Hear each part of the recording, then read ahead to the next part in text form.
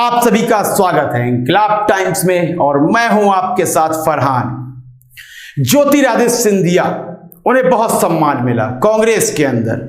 जब जब सत्ता रही तब तब वह किसी बड़े पद में रहे, मंत्री पद में भी रहे। जब सत्ता में कांग्रेस नहीं थी तब भी उन्हें स्टार प्रचारक के रूप में सामने लाया गया। आखिर कमियां कौन सी रह गई थी, यह बिल्कुल समझ में नहीं आ रहा था। 20 विधायकों को लेकर भारतीय जनता पार्टी में चले जाते हैं, सोचते हैं वहां सम्मान मिलेगा। और मुझे भी लग रहा था कहीं ना कहीं शिवराज सिंह चौहान की जगह ज्योतिरादित्य सिंधिया मध्य प्रदेश के मुख्यमंत्री के रूप में आएंगे।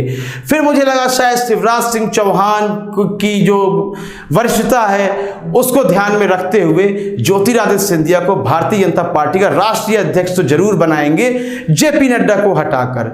लेकिन यह कोई भी बात सामने नहीं आई। फिर बात जो सामने आकर टिक जाती है वह यह थी कि ज्योतिरादित्य सिंधिया को केंद्रीय मंत्री बनाया जाएगा। उनके समर्थक भी सड़कों पर निकले थे और उनके 20 के 20 लोग विधायकों को मंत्री पद मिल जाएगा।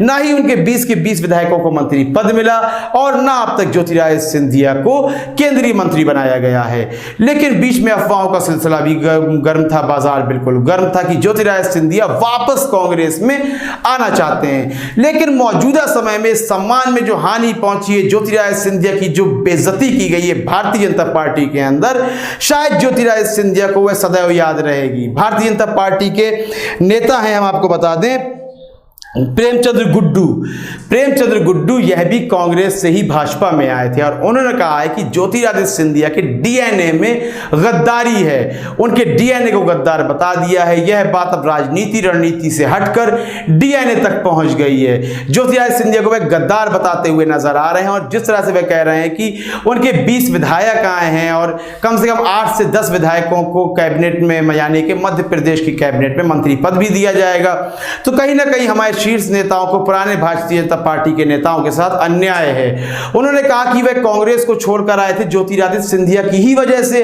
अब ज्योतिरादित्य सिंधिया भाजपा में भी है, भाजपा में आ गए हैं, तो क्या प्रेमचंद्र गुड्डू आने वाले समय में फिर से कांग्रेस में चले जाएंगे या ज्योतिरादित्य सिंधिया कांग्रेस की ओर कूच करेंगे? आपको याद होगा ज्योतिरादित्य सिंधिया ने अपनी हर स्पीच में, अपनी हर जनसभा में भारतीय जनता पार्टी की आलोचना की है और यह तक कहा था चाहे जान भी चली जाए, चाहे प्राण त्यागने पड़ जाए, लेकिन विचारों के साथ समझौता नहीं करेंगे।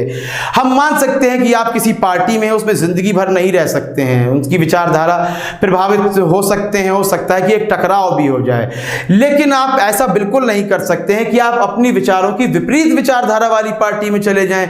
जिस तरह प्रियंका चतुर्वेदी कांग्रेस से निकलती हैं, शिवसेना में चली जाती हैं, तो आप कहेंगे अब शिवसेना और कांग्रेस का गठबंधन भी तो है। यह गठबंधन बाद में हुआ है, परिस्थितियों को देखते हुए हुआ है और भारतीय जनता पार्टी को बैकफुट में रखने के लिए यह गठबंधन किया गया है। यह कोई वैचारिक गठबंधन नहीं है। यदि आप इससे बहुत ज्यादा प्रभावित हो रहे हैं तो हो सकता है एक सत्ता चला ले यह गठबंधन, लेकिन आने वाली सत्ता में विचारधाराओं का एक होना जरूरी है, जो कि ये विचारधाराओं को लेकर गठबंधन नहीं हुआ है बल्कि भारतीय जनता पार्टी को बैकफुट पर रखने के लिए हुआ है। तो प्रियंका चतुर्वेदी किसी को बैकफुट पर रखने के लिए नहीं बल्कि कांग्रेस पर एक आरोप लगाते हुए शिवसेना में गई थी। तो यही ज्योतिरादित्य सिंधिया के साथ हुआ है। वह पार्टी को त्याग सकते थे, समाजवादी पार्टी में जा सकते थे, आम आदमी पार्टी में जा सकते थे, निर्दलीय उम्मीदवार के रूप में सामने आ जाते किसी चुनाव में, या फिर एक नई पार्टी का गठन ही कर लेते। लेकिन इन सब विकल्पों को परे रखते हुए ज्योतिरादित्य सिंधिया ने सत्ताधारी दल का दामन थामा, जिससे बिल्कुल लगने लगा कि आपको सत्ता में रहना पसंद है, आपको सत्ता की भूख है। कहीं ना कहीं आप नीतीश कुमार के चरित्र के ही हैं। ज्योतिरादित्य सिंधिया के संबंध में आपकी राय बहुत ही महत्वपूर्ण है। अपनी राय देना बिल्कुल भी ना भूलें। कार्यक्रम को लाइक करें, ज्यादा से ज्यादा शेयर करें और चैनल को सब्सक्राइब अवश्य कर दें। तब तक के लिए इजाजत दीजिए, धन्यवाद।